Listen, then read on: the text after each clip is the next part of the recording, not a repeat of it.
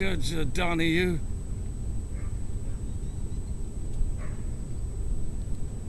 Yes.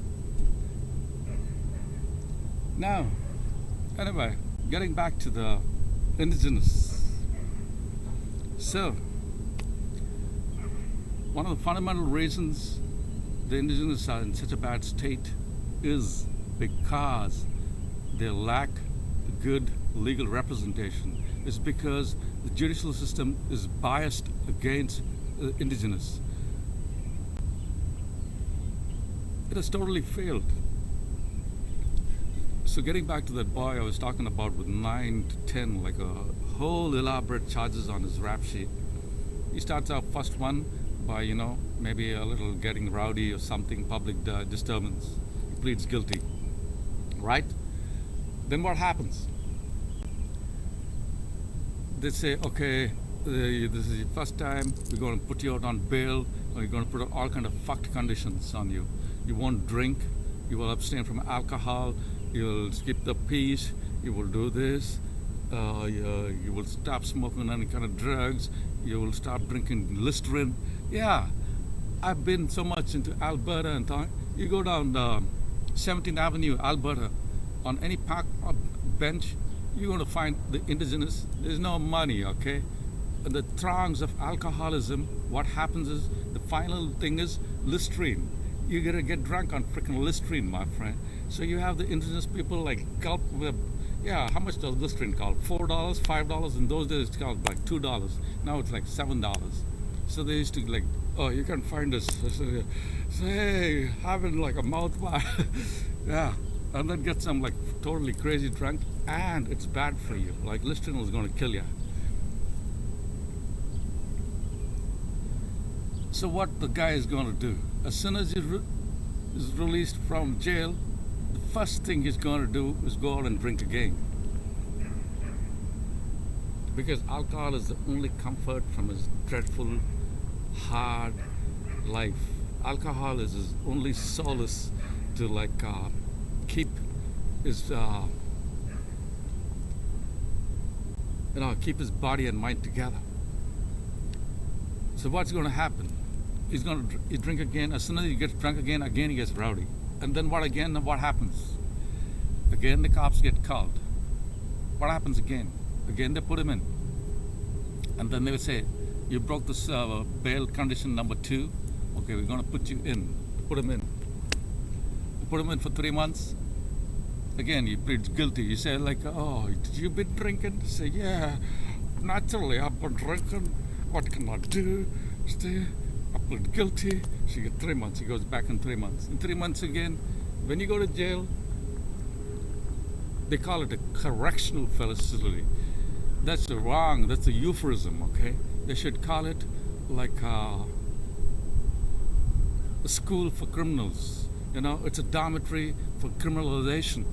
Yeah, it's a criminalization facility. That's what it is. You go there, to jail. Have you ever been to jail? Yeah, it's a fucking survival in jail, especially our jails. Our jails are overcrowded. We have packed jails. Yeah, and most of the people in jail are 70%, okay? 70% of the people are waiting trial. They're not guilty. They're innocent until proven guilty, but no, they are waiting trial. Now he goes over there, he has to either fall in or he's going to get fucked up. Yeah. The posse gang, there's a posse gang, my friend. And who was the leader of the posse gang? I'm well aware of it. Daniel. Yeah. Daniel got killed in prison. And yeah. There's a very big indigenous gang called the Posses. So then over there you meet other real incorrigible criminals, okay? Like real carrier criminals. And then you get criminalized, and then you get they give you little jobs, and you do this. You just don't ask. This is what it'll be, okay? You just do what they tell you. Don't ask questions, and you'll be okay. We'll take care of you. Well, that's how life gets screwed up, when you don't ask questions. Because they send you out to do this and do that and do this and take this package from there and there. And then you become like a full-fledged, hardened criminal. And it all started with what? Pleading guilty. Instead of seeking help or seeking like a solution for your alcohol. Yeah, and then you become like a hardened criminal. You come out in 3 months. And then what's going to happen, my friend? You get into a life of crime, right? You get like all like, it's like LinkedIn. This the pen, the correctional facilities, as they like to call them. I like to call them the criminalization facility. Where, yeah, it's being like on LinkedIn, It's like being on Bill Gates's networking. You get fully networked with all the freaking criminals in the area. You even tell you like, oh, when you go out, you do this, you do this, you go speak to that guy, you go to the guy, you do this, and then you come out, you become like, you get a car, you get a few freaking guns, you pimp some drugs, you become like a full-fledged, hardened freaking criminal. And then again, what's going to happen? When you become a repeat offender, they take your DNA, they know you are, they already have a freaking record, and what's going to think? Anyhow, you're going to get caught, okay? When you're drunk and you do crimes, 100% you're going to get caught. You're not going to go. You're finally going to get caught, okay? You're going to make a fucking mistake. You are going to get caught, okay? And then what happens? Again, you get put in. Again, now this, like I said, oh, Your Honor, this man's a repeat offender and he needs to be put in things, so they put you like for 3 years.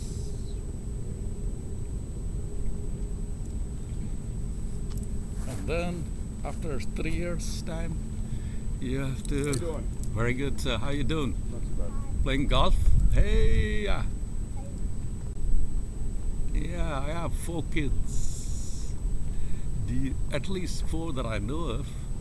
Yeah, I would say I have like 444. Yeah. Okay.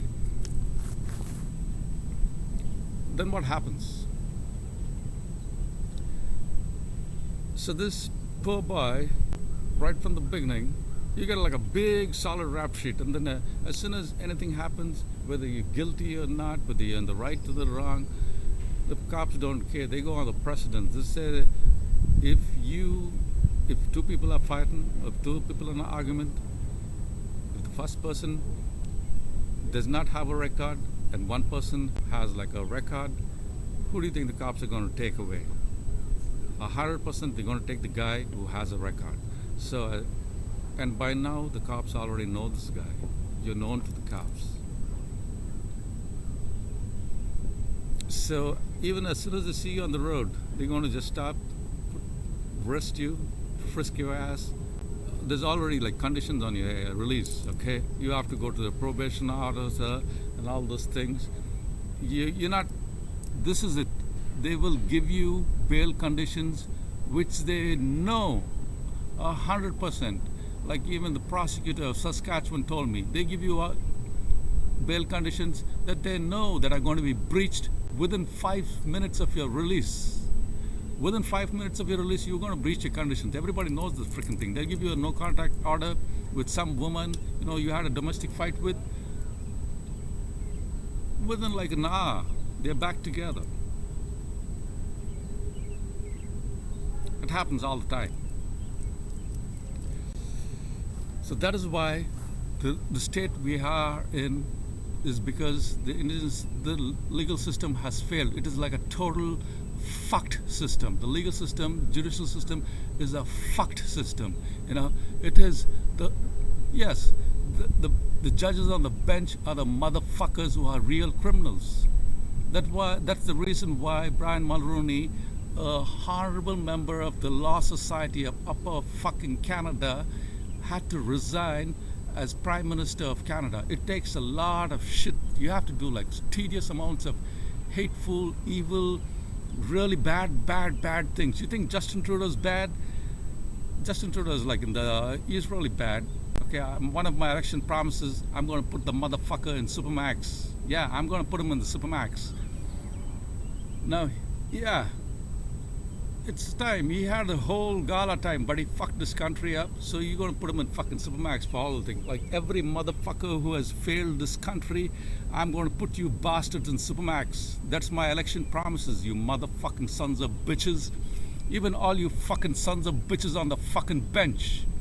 You have failed society. You have failed Canada. And I am here to fucking bring you to justice.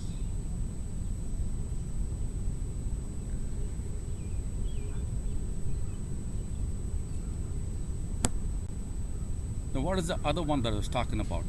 The Children's Aid Society. The alleged. I would like to, we should stop calling it the Children's Aid Society. We should call it the Children's